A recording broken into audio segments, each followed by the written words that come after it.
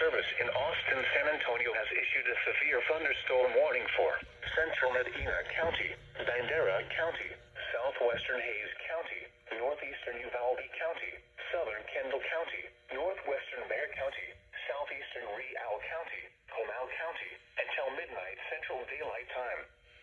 At 11 p.m. Central Daylight Time, severe thunderstorms were located along a line extending from 6 miles north of Wood Creek to near Kendalia to near Vanderpool, moving east at 50 miles per hour.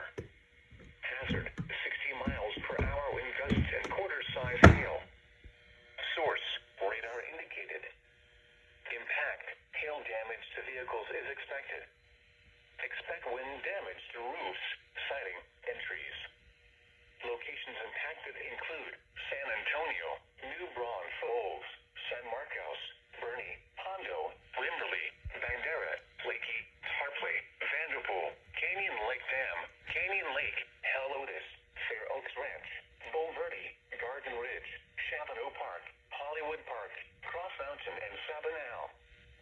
For your protection, move to an interior room on the lowest floor of a